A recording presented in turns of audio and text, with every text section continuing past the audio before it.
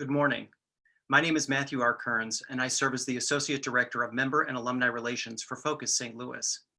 Focus St. Louis is a nonprofit organization. Our mission is to educate leaders, connect leaders, and facilitate important conversations for St. Louis and our surrounding region. Today is our 5th sneak peek into our new series, Focus, Elevate Leadership, a continuing education program designed to fulfill our purpose of continuing to inspire and equip leaders. These professional development courses will immerse participants in breakthrough thinking in order to grow their confidence, knowledge, and networks. Today's topic, the fundraiser story. Our guest, Martin Leifeld, author, coach, consultant, and public speaker. Martin directed the fundraising of over $500 million during his 24 years of fundraising leadership in the St. Louis region. He authored the book, 5 Minutes for Fundraising, a collection of expert advice from gifted fundraisers, and martinleifeld.com provides nearly 125 video presentations about leadership and fundraising matters. Martin also served as the Vice Chancellor for the University Advancement at UMSL for 10 years, leading a dramatic increase in fundraising averaging $26.4 million per year. University Advancement had 140 employees and a $16 million budget focusing on alumni engagement, community relations, fundraising, marketing and communications, university events, and St. Louis Public Radio. Previously, Martin was the Associate Vice President for the University Development at St. Louis University and Director of Development for the Diocese of Belleville. As Martin delivers content today, he requests that you use the chat box throughout the presentation for comments. We will field your questions at the end of his presentation. Please submit them through the question tab at the bottom of your screen. Martin will try to make it to everyone's questions, but if he's unable to answer yours, you can email me at matthewk@focus-stl.org, and I'll talk with him and happily reply with your answer. Please turn all microphones off. Focus St. Louis would like to thank lead sponsor Citi and presenting sponsor Daugherty Business Solutions for this opportunity. And right before I welcome Martin, today he wants to know who's in the audience. So I'm going to launch a poll to talk a little bit about yourselves. And while you answer this poll, I'll welcome Martin Leifeld.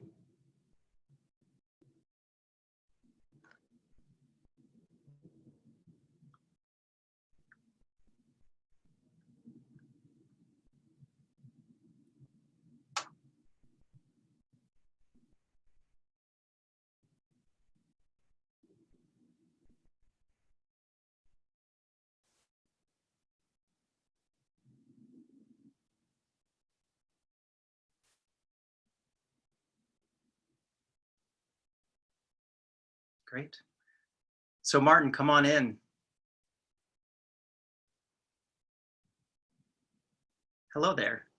Hey, how are you, Matthew? Good, thank you. How are you? Doing good. Thanks for visiting with us today. I'm going to share with you that 92% of these people work for a non-for-profit. Okay. 50% are executive directors. 42% are volunteers or board members of different organizations.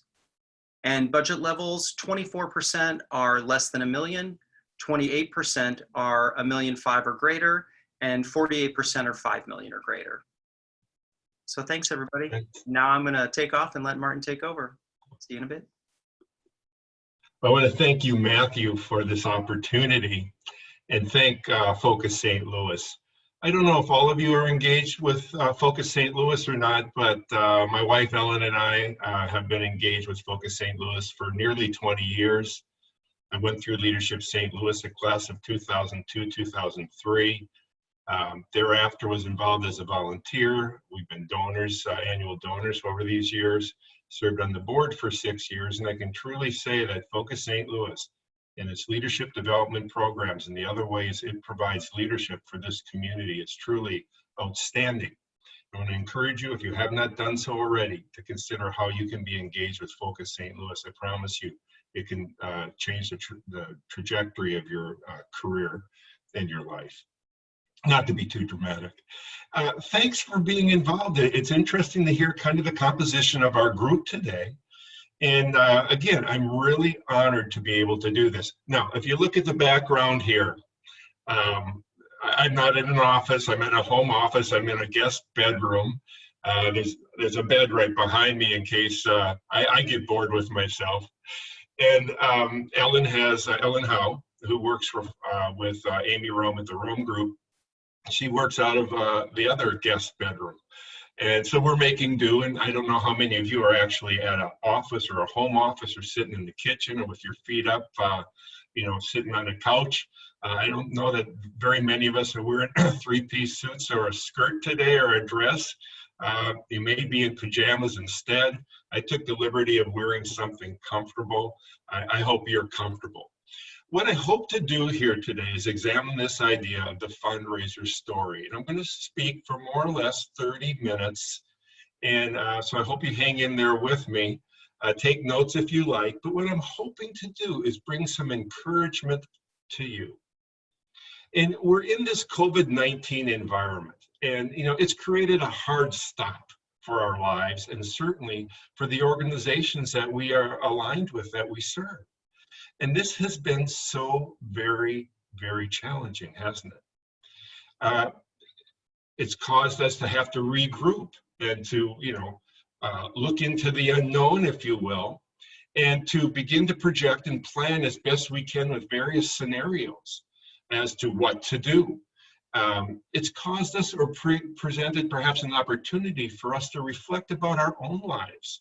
And what matters most to us, I think, is a question that either consciously or unconsciously has arisen for so many of us. I don't know about you, but for me, what has come to matter even more has been the wonderful relationships I've been so gifted and blessed to have in my life, beginning with my wife, children, grandchildren, and those concentric circles of relationships that mean so much to me. Now, it's felt like forever, hasn't it? But with a little perspective and to be a little humorous about it, given that the universe, as they say, is 13.8 billion years old, that the planet Earth is 4.5 billion years old, that human beings have been on this Earth more or less for 6 million years, us fighting through the last 40, 50 days, is not necessarily, as long as it might feel today or during the course of this challenging experience. So the fundraiser story, what I hope to do here is help you to reflect upon and perhaps come to terms, a better sense for what your story is as a fundraiser. What's the story of your organization? What's your own story as a fundraiser? I believe, and I wonder if you agree, that who we are and how we view ourselves, how we view fundraising has everything to do with our impact and success. Who we are, how we think about ourselves, understand ourselves, how we view fundraising, how we view our organization has everything to do with our ability to have impact and success. So I'm going to review 6 themes that for me, and I think they've become even more crystallized, clarified during these last 40, 50 days as I thought about the fundraising profession, the fundraising activities, and what's been most meaningful to me. In effect, what I'm sharing with you here is my story as a fundraiser, and I wonder to what extent you'll identify it as your own. These are 6 themes. Maybe you'll have other themes that come to mind that you identify with as you think about your fundraiser story. Ready? Here we go. First theme. First, we enjoy a fulfilling vocation. It's a vocation. There's calling involved. We're about a mission, about a higher purpose, are we not? It's a vocation. I remember once I was in a conversation with a very wise woman, and I was talking about fundraising and the challenges and the grind and so on, and the engagement with donors, and she made an observation. She said, well, Martin, your fundraising is really a helping profession. That struck me. A helping profession. Well, we're so aware of the helping professions today in the medical community and first responders, aren't we? And we think about the challenges as educators, and for those of us with young children who are also now being educators as well as employees out of our homes, we can better appreciate the nature and true vocation that's involved in being an educator. But yes, we as fundraisers, it's a vocation for us too. It's a vocation through which we fully develop our character and abilities. In a way, sometimes we choose it, sometimes it chooses us as a vocation. Now, for me, we didn't have certifications, we didn't have undergraduate, graduate, and doctoral degrees. The programming was very informal back when I got involved. You might say it chose me. I kind of bumped into it. For many of us today, and some of you, no doubt, who are participants today, maybe you've gotten certifications or gotten undergraduate education and so on. You chose it, but you chose it because of meaning. We all chose it because of the meaning we felt we could derive. And by giving ourselves to these organizations, to these missions, we would be making the world a better place and impacting the lives of others for the better. This is an enjoyable, fulfilling vocation, but we have to embrace our organizations in order to derive joy. I think if we keep the mission and the relationships associated with our organization, hands off, distant, it's going to be difficult for us to find deeper satisfaction. We have to embrace our organization, the missions, and that's warts and all, because not everything's perfect about our organizations or relationships in which we're associated. But by embracing it, by embracing the people and the mission, we derive deep satisfaction. So we enjoy a fulfilling vocation is the first theme. Second theme is we do honorable work. It's honorable work. Do you believe that you do honorable work? I jotted down, if you mind, I'm going to read this to you from dictionary.com, some excerpts about defining honorable. Honorable, characterized by principles of honor, uprightness, of high rank, dignity, distinction. Noble, illustrious, distinguished, worthy of honor and high respect. That's what we're about.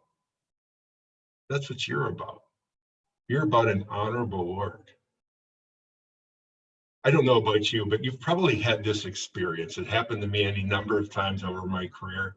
Maybe in an informal setting, I'm walking up to a couple of people, and as I do, they kind of look and chuckle, and one of them says to the other, "Hey, close your purse, grab your billfold. Here comes Martin, the fundraiser." Well, I'd smile and chuckle with them, but I never thought of myself that way. I always thought of myself as being someone that could bring value to them and bring value to our organization by helping facilitate a relationship. So to reduce it to something like grabbing somebody's purse or billfold, frankly, was distasteful. On the other hand, many of you, as I, have had the opportunity to work with extraordinary leaders in St. Louis and beyond. And I've had more than one Fortune 500 executive, C-suites. I think of George Paz, chairman, CEO, and president at one point of Express Scripts, a Fortune 25 company located here in St. Louis. And the many conversations I've had with executives of that caliber.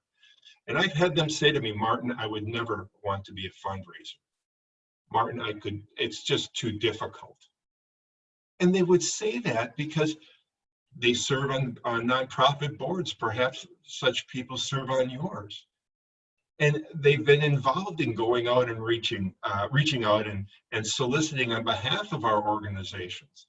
And they've gone through that experience of rejection or a cold response on the part of people they assumed would be enthused as they're enthused. And so they've come to appreciate that the work we do is extraordinary work. It's hard work. And they perceive it as honorable work. How about that? We do honorable work. We get to work with donors that are the greatest people on this planet. I've often thought and envisioned myself like sitting at the feet of wise people, trying to be a sponge and soak up all that they have to say, their observations, their values, their insights about business, their insights about the community, their insights about the organizations I've represented. And they're the greatest people on earth, and I've become, over the years, a better person by my association with such wonderful people, as I'm sure you have, and have the possibility thereof in the years to come. We serve as facilitators of philanthropy, and we get to connect the purpose, the passions of individuals like this with the mission of our organizations.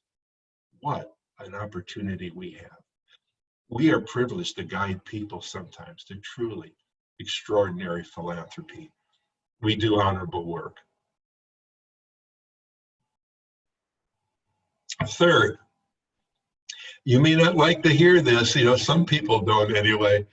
Third, we give, then ask. We give, then ask. Generosity begins with us. We have to be generous to our organizations that we serve. And certainly as fundraisers, we need to be making meaningful gifts to our organizations. Same with those of you who are volunteers for organizations. I mean, think about this. You go out on a call as a staff member or as a volunteer, or a volunteer and staff member together, and you go to see somebody and you want to engage and ask them for support for your marvelous organization. And they say, well, Martin, what are you doing for the campaign? Or volunteer, what are you doing? And we say, well, I haven't talked with Ellen much about it yet. We need to get it on our agenda to talk about, or the volunteer says, I'm going to get to it. I'm going to do something significant. I just don't quite know what yet. That's what I call a call killer. You think that prospect is going to be generous when they hear that kind of response?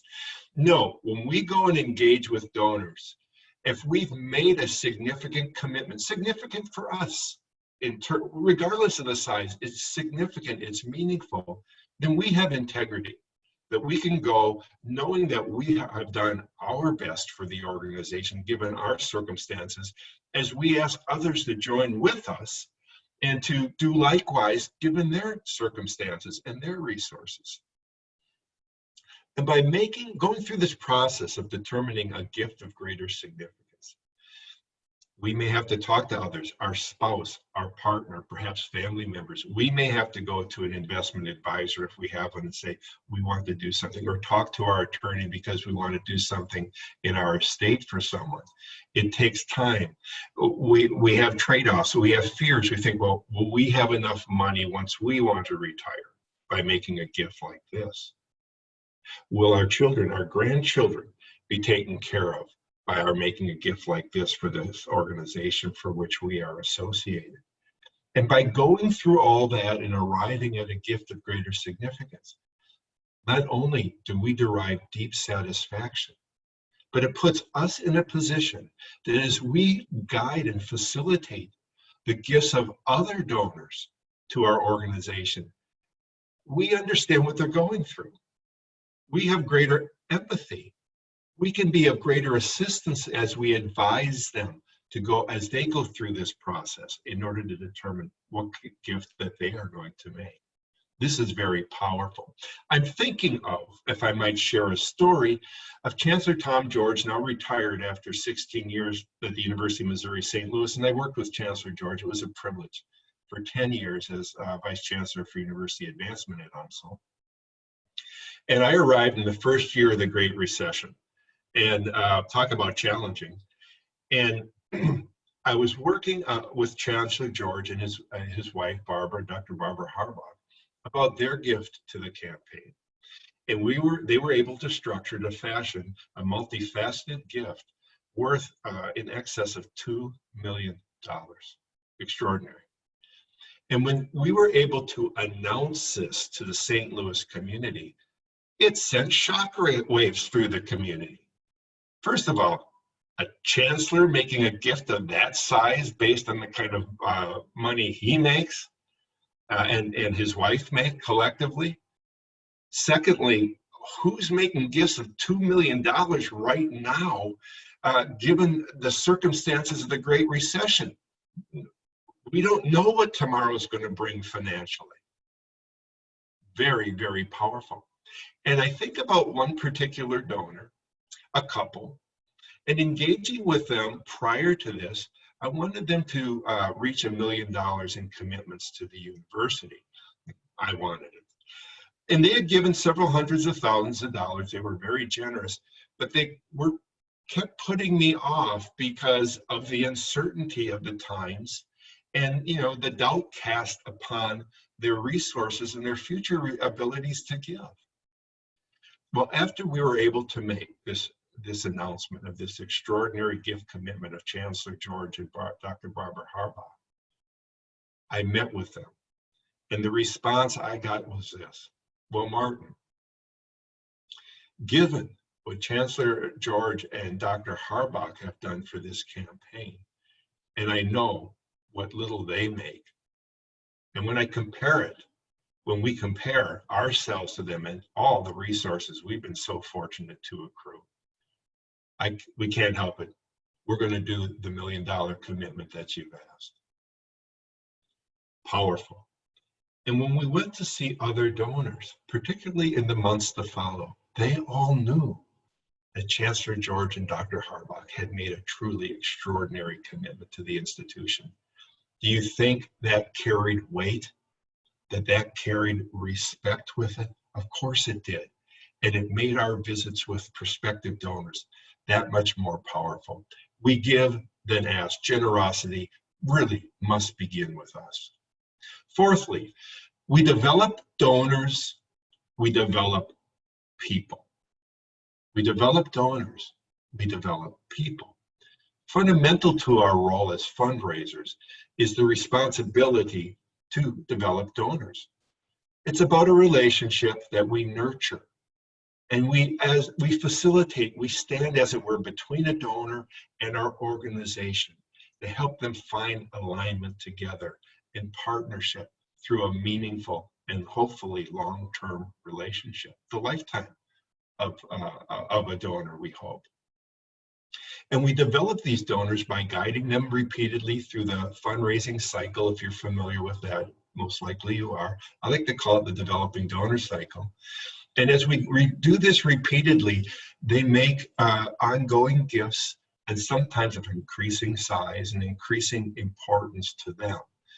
And our goal is to develop each donor to be as generous as they can be to our organizations, but also to other organizations.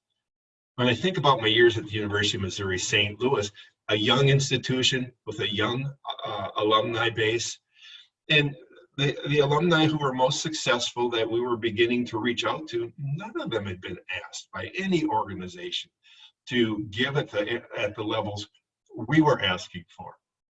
And you know, it took some of them, you know, they were shocked by our ambition, our aggressiveness, and our expectations from them.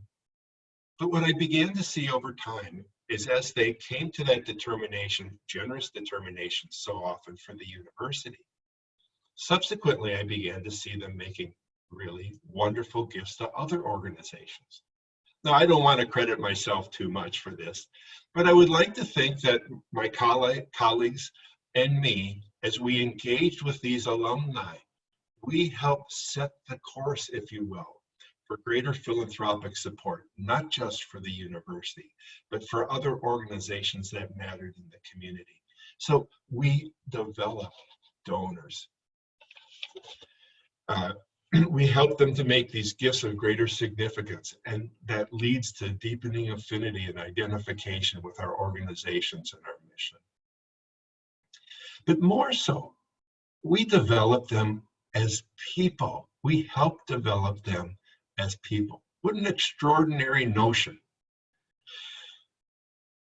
We help them by helping them become philanthropic. They become greater.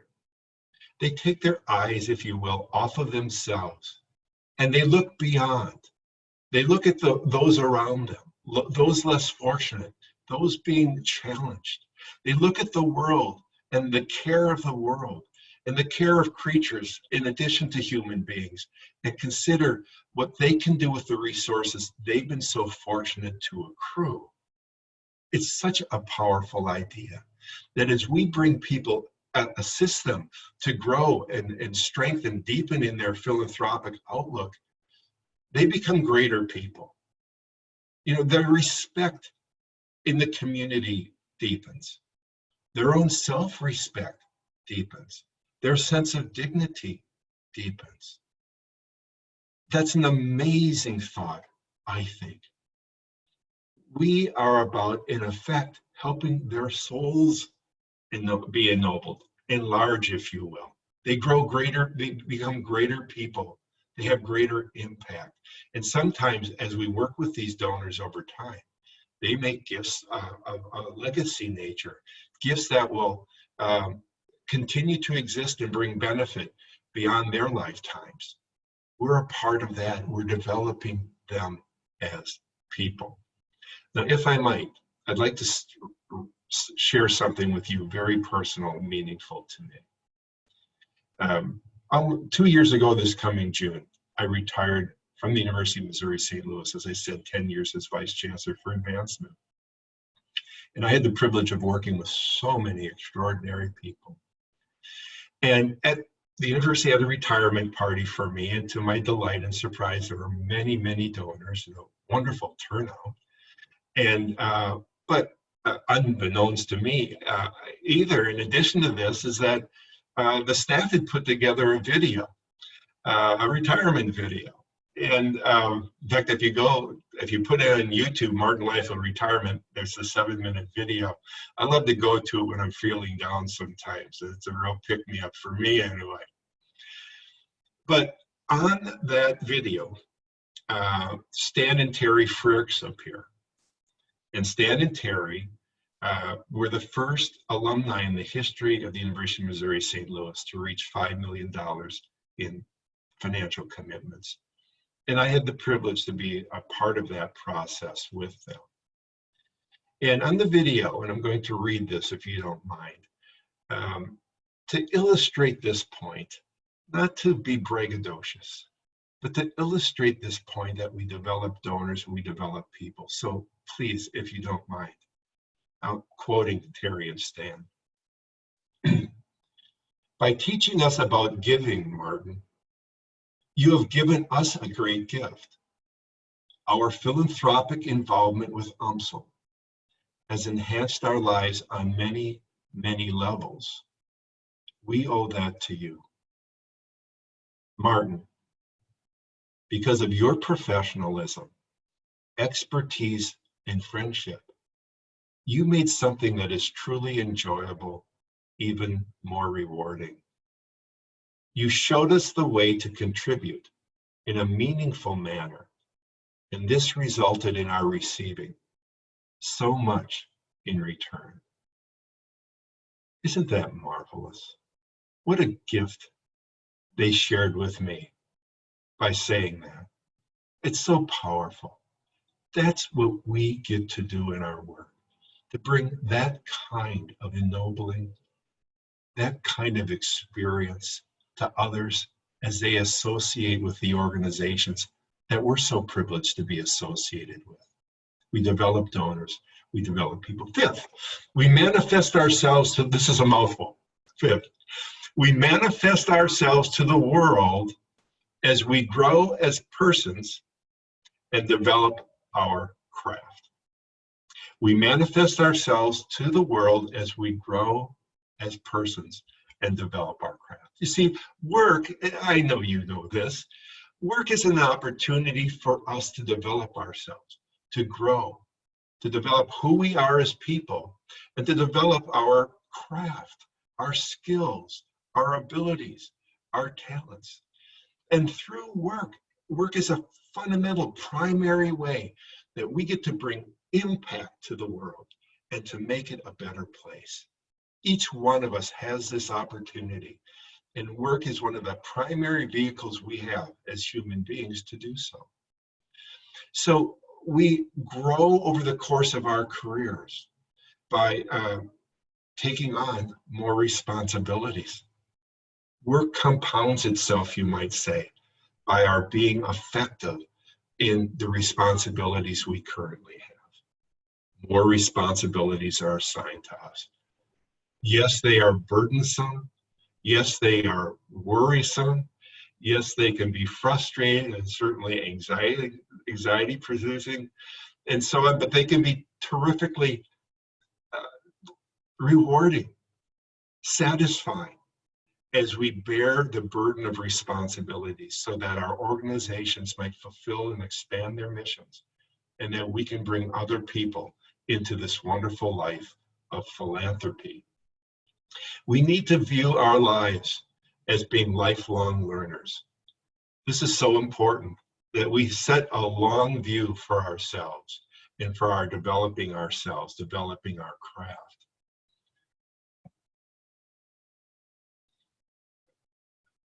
Excuse me. If I might share a story, you may find humor in this. In 1981, now I don't know if all of you were born by 1981. It dates me, it ages me, of course. But in 1981, I was a younger person. I was married. I had one child, a second child that was coming imminently. And I was a conference director at a small university. My bachelor's degree was in theology, so my head was kind of up in the clouds. And I was not all that practical. But I knew I had to make a better living to support my family. And, through good mentors of mine, they advised me to get an MBA at the college for which I worked. So on the first day of the first prerequisite class, I had no background in business. My father was a custodian. My mother was a homemaker. We never talked business. But on that first day of that first prerequisite class, I walked in. There's maybe 8, 9, 10 others in the program, in the course, and in walks the professor of this first course, and he immediately says, "All right, take out a sheet of paper and a pen. And I want you to answer this question: what is your ultimate career objective? What do you want to do ultimately with yourself and your work?" Well, I noticed people, began writing, and I kind of leaned back and I said, "I don't know. I don't have a clue." And I sat there thinking, I got to write something down, and an idea came to me, and I wrote it down. And what I wrote down was Vice President for University Development. Is that crazy or what? Now, it so happened that I was reporting to a Vice President for Development in my responsibilities at that school. But believe me, that had never crossed my mind. But I wrote it down. I thought, how about that? Maybe that's something I ought to shoot for. Well, in the ensuing years, I never forgot it. And it became almost like a North Star for my career.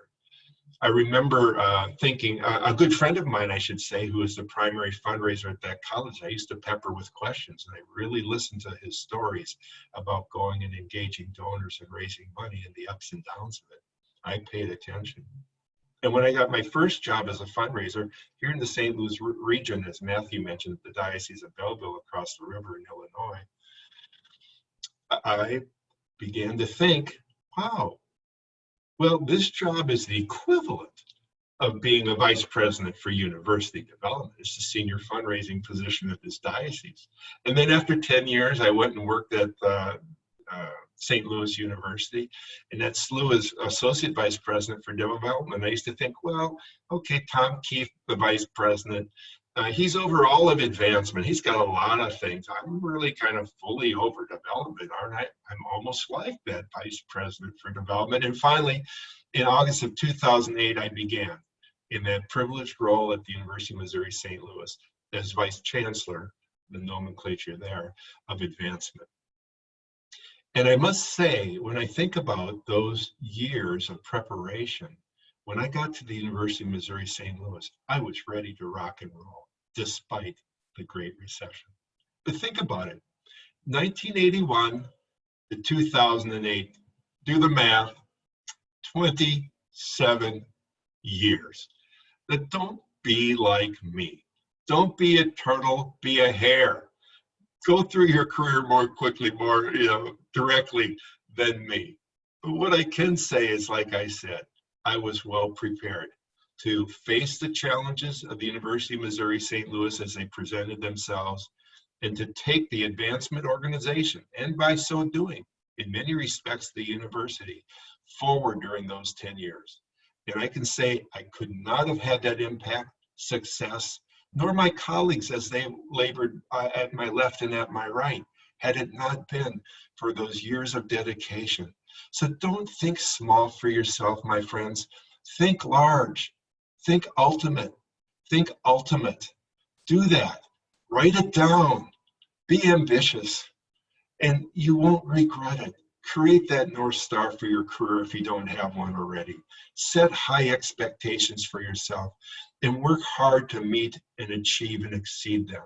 And I can assure you, your impact will be greater, broader, deeper, and your life as a person and as an employee, as a volunteer, will be all the richer for it.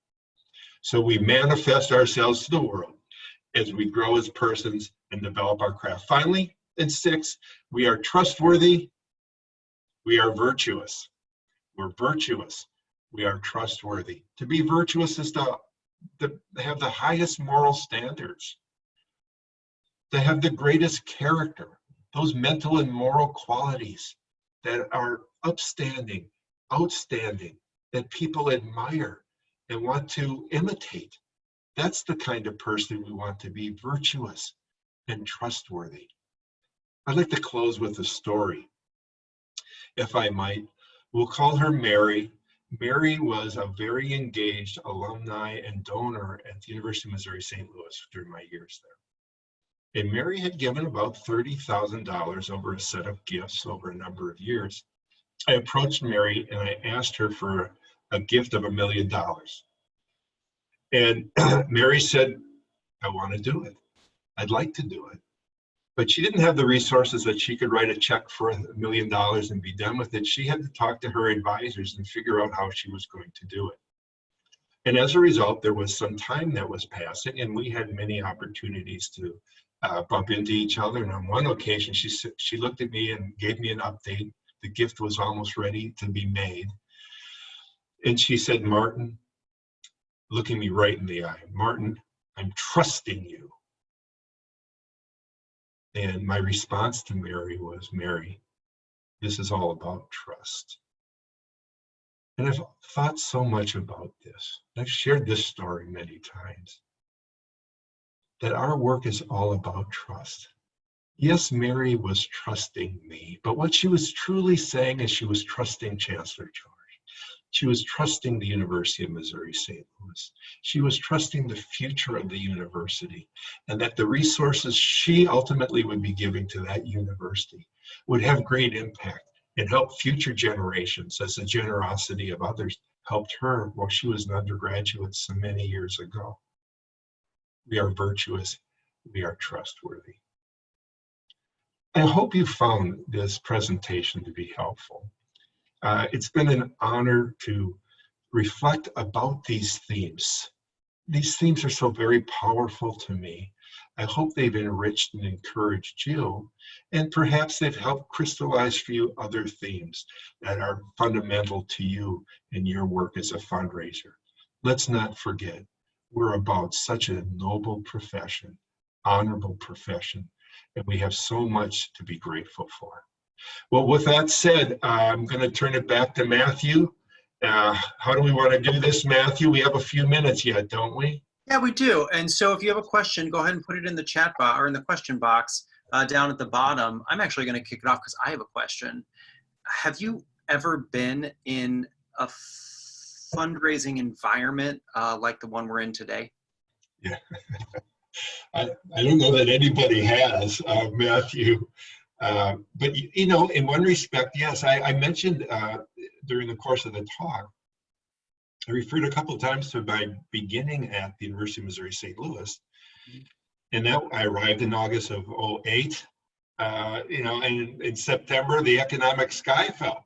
I mean, the Great Recession landed with this thud.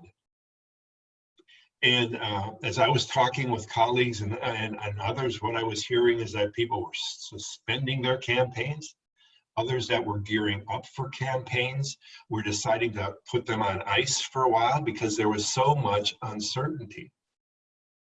Well, when I arrived, by the way, the university was in the midst of its first comprehensive campaign. It was 7 years in length, 3 years under its belt. And I was to take the campaign public that first year and finish out the campaign, $100 million goal. And I was hired to be a fundraiser, essentially. I didn't want to not fundraise. And anyway, I was reading literature, some literature, and I read this quote from Robert Sharp, who's a fantastic consultant in the southeastern United States. And he was quoted as saying that during the Great Depression, with a D, back in the Great Depression, there had been some organizations that actually raised more than prior to than in the Roaring 20s. And that gave me permission, I guess you could say, Matthew, the last permission I needed. I went into the Chancellor and said, Chancellor, let's go get this thing done. And in that first year, and that year was a fiscal year of July 1 to June 30. During that first fiscal year, we went out and raised money and engaged with as many people as possible. And what we found out was, yes, people, were shaken. Yes, people had some uncertainty about their finances, but they were passionate about the organization. They respected the university and its role in the community, the important contributions it made as an organization. And so many, many people said, well, I can't do what I would have done maybe a year ago, or in order to do what I would have done a year ago, I'm going to have to alter the kind of gift commitment that I make.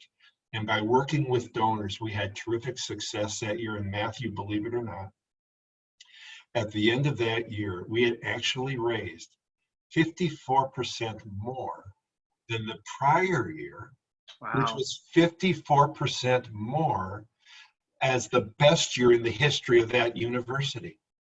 Well, when that got around the community, that was an amazing, amazing thing. Yeah. The kind of congratulations. The Chancellor was being interviewed left and right. How could you guys do this and all that? Well, my point is, we're in a different moment now here with COVID-19, but it's similar in that we're facing uncertainty. We're facing the unknown. But has the value of our mission changed because COVID-19 has disrupted our lives? Is the importance of our organization no longer valuable? I don't think so. Certainly not for 99.9% of our organizations. So I want to encourage you to take heart. Let's make sure we've rolled up our sleeves and keep at it. Maybe we're not soliciting today, but certainly please be involved in developing the relationships that you have with your donors and reaching out to prospective donors. Certainly ask as appropriate and use every opportunity to report and to educate about the important work that your organization is still involved with meanwhile. Does that answer your question, Matthew? Yeah, it does, and I really appreciate that, and it raised a few others from the audience. How do you raise money when things like galas and auctions and events, they just can't occur right now? So what are some thoughts about different techniques or opportunities out there? Well, certainly I would start with go to your donor base. Mm-hmm. Explain to them, the gala that in the past has brought in $50,000, $500,000, whatever it is, we're no longer in a position to have it. You have been so generous in the past supporting us through that gala. Even though we can't have that gala, is there a way that you could step up and provide leadership and significant support for us today? I'm thinking about St. Louis Public Radio. They had a gala scheduled for April 3rd. They had to cancel it, like many of you. And they shifted it to virtual and had terrific success. And I don't want to speak out of turn, But Tim Eby, the general manager, told me that April was proving to be a truly, truly extraordinary fundraising month. So in many respects, they didn't lose a beat. Why? Because the donor community that supports St. Louis Public Radio is passionate about St. Louis Public Radio. They didn't want the services of St. Louis Public Radio to diminish or to be threatened because they relied and appreciated upon those services. Yeah. So I would say certainly go to your donors and have conversations, communicate with them, be honest and transparent with them about your circumstances and the challenges that this disruption has brought to you, and trust your donor community that they're going to be as supportive as they can. Yeah. Can you share any tips on how you talk about the value of building endowment and asking donors for large gifts that go towards endowment during this time? Well, in fact, I think it's a great thing to be talking about with endowment, and I mean that in a couple ways. One way is, for a lot of people, for them to make an extraordinary gift right now, it can't come out of stock because their stocks have plummeted. The value of their properties are in question. But what they can do is think about estate planning. Oh, okay. Now, yeah, we want as much money in the door as we possibly can right now. Yeah. But for many people, they can give you some cash. But what they really can do is revisit their estate plans, their wills and so on, and consider how they might do something longer term. I know when coming back to the University of Missouri St. Louis and that challenge in the Great Recession, I can think of one wonderful couple who we asked for $1 million, they did 500,000, but the majority of that was a bequest commitment. A year before, frankly, they would have written a check for 500 or maybe done 250 year one, 250 year two. But because of the environment, they structured the gift differently.